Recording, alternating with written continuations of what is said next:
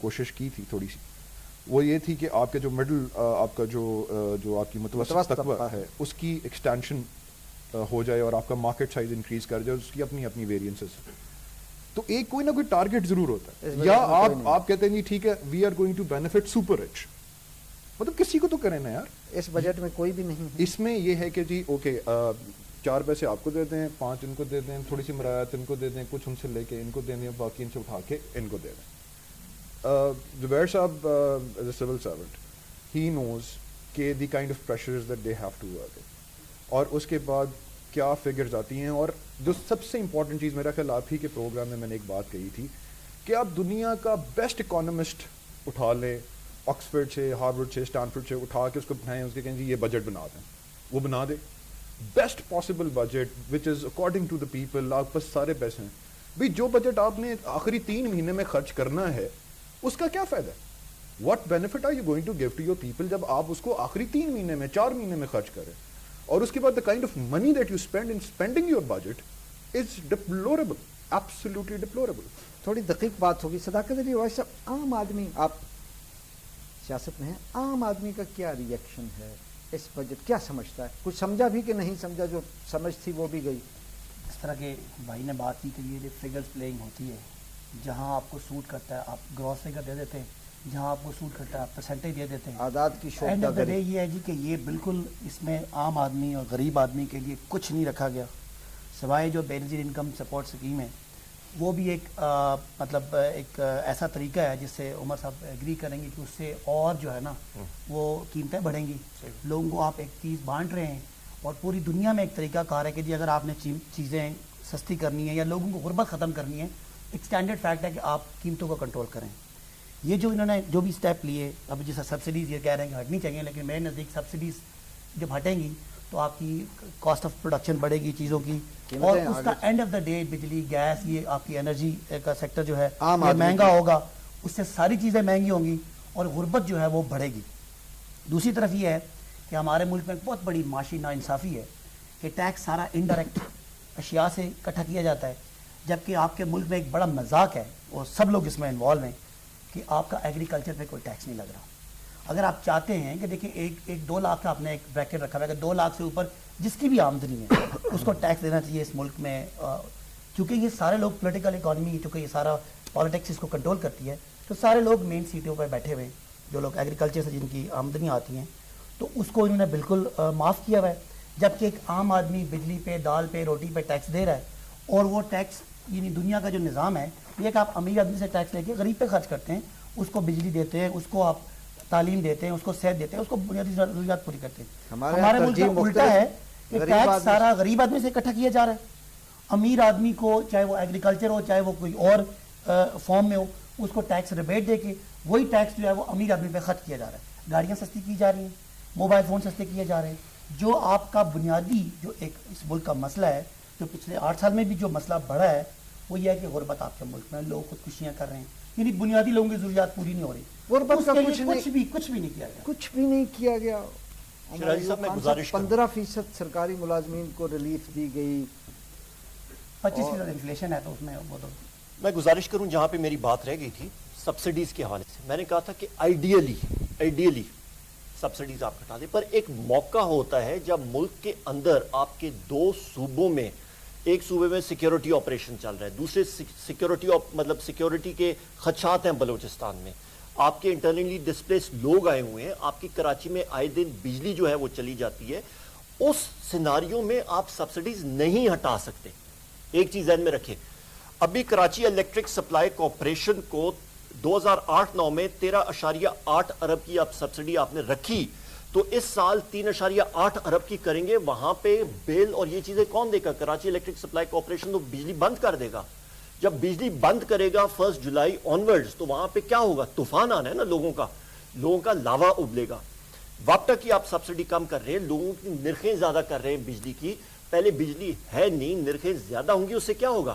کوئی لوگ خوش تو نہیں ہوں گے. آپ کے ذریعے ٹیوب ویل بند ہوں گے، آپ کی ڈیزل کی قیمتوں میں تیزی آئے گی، آپ کی اشیاء خورد و نوش میں تیزی آئے گی، آپ کی مہنگائی زیادہ ہوگی. آپ نے ایک سرکاری ملازمین کو کہا جی 15% زیادہ کریں گے، انفلیشن جو ہے افراد زر وہ 22% ہے. تو یہ ساری چیزیں ایک دوسرے کو خراب کر رہی ہیں. جہاں تک عباسی صاحب نے کہا جی کہ پچھلے 8 سالوں میں تو اس موجودہ حکومت نے جو خط آئی ایم ایف کو لکھا، جو ہاتھی کے دانت دکھانے کے اور کھانے کے اور ہوتے ہیں، آپ اجازت دیں تو میں اس کو 1 منٹ میں آپ کو پڑھ کے بتا دیتا ہوں.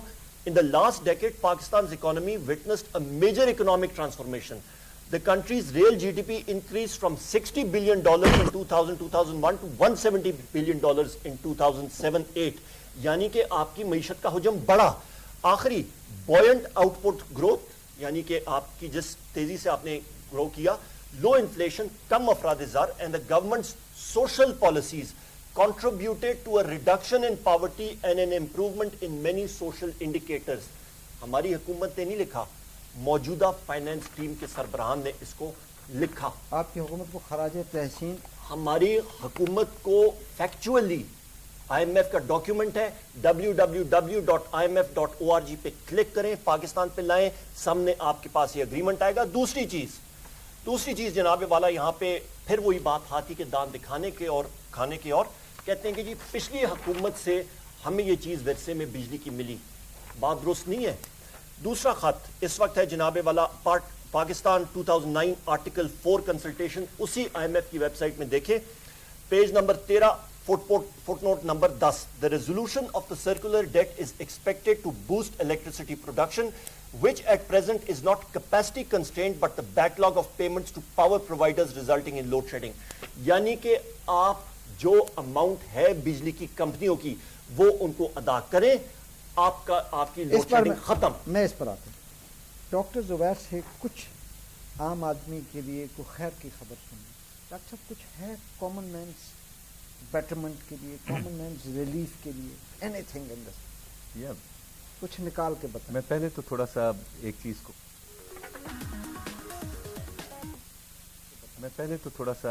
چیز کو کلیئرفائی کر دوں کہ since I work for the federal board of revenue, one of the field formations of federal board of revenue, تو ایف ڈی آر کا جو اسکوپ ہے in whole budget making exercise, وہ ہے آپ کے ریونیوز کے سائڈ کو دیکھنا کہ جی کہیں آپ ایگزامپشنز وڈرا کر رہے ہیں، کہیں نئے ٹیکسز لگا رہے ہیں، پروپوز کر رہے ہیں، تھنگس لائک دیٹ.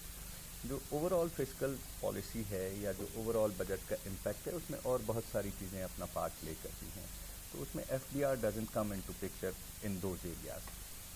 اب جہاں تک آپ نے بات کی کہ جی یہ عام آدمی کے لیے کیا ریلیف ہے، تو چند ایک باتیں. فار ایگزامپل سیمنٹ کی جو ایکسائز ڈیوٹی ہے، that has been reduced from 900 to 700 rupees per metric ton. Construction industry کو بوسٹ ملے گا، اسے کنسٹرکشن انڈسٹری کو بوسٹ ملے گا، روزگار کے مواقع زیادہ ہوں گے، اور اس کا ایم بھی انفیکٹ یہی ہے جو آپ نے بتایا ہے. گاڑیوں کے اوپر 5% ایکسائز ڈیوٹی کی جو لیوی تھی رجسٹریشن اسٹیج پہ، that has been abolished. Telecom services اس پہ سے عام آدمی کو وہ جو 5% ایکسائز ڈیوٹی گاڑیوں پہ ہو گئی، عام آدمی سے میری مراد ہے کہ متوسط طبقے کے لوگوں کو تو فائدہ ہوگا، جو مڈل کلاس ہے آپ کی ان کو فائدہ ہوگا یقیناً. اور اس کے بعد جو ہے وہ ٹیلی کمیونیکیشن سروسز پہ ایکسائز ڈیوٹی کا ریٹ 21% تھا، that has been reduced to 19%. اس کے بعد آپ کے سیلولر فونز پہ جو ایکٹیویشن چارجز ہے وہ منسٹر صاحب وڈ بیئر وتھ می کہ that has gradually been reduced from farmer minister from 2000 rupees two 1000 then 500 and this time it has brought down to 250 rupees. اس کے بعد اگر آپ کسٹمز کے حوالے سے دیکھیں گے، میں نے آپ کو ایکسائز اور سیلز ٹیکس کے بتائے، تو کسٹمز کے حوالے سے بھی مطلب فار ایگزامپل چھوٹا سا کنسرن ہے، وہ موبائل ٹیلی فون کی بات آ گئی اور آپ نے فرمایا کہ آپ ٹیکس کلیکشن کے انسٹیٹیوشن جیسے، ہم موبائل کا ایک کارڈ خریدتے ہیں، وہ جو چارج کرنے والا پاپ اپ کارڈ ہوتا ہے، تو وہ پہلے ہی ہم سے ٹیکس کاٹ لیتے ہیں اس پورے کارڈ کی مالیت. اس کے بعد جب ہم کال کرتے ہیں تو پھر اس کال پہ بھی ٹیکس کاٹ لیتے ہیں. جی وہ ایئر ٹائم چارجز جو ہیں نا وہ علیحدہ سے ٹیکس ہوتے ہیں، اور وہ پوری دنیا میں ایسے ہی ہے. It's nothing unique to Pakistan, this phenomena is nothing unique to Pakistan. آپ you go to Bangladesh, you would find کہ ایکٹیویشن ٹیکس ہم سے 4 گنا زیادہ ہے. You go to India, you go to Emirates, یعنی اظہار پہ پابندیاں ہر جگہ.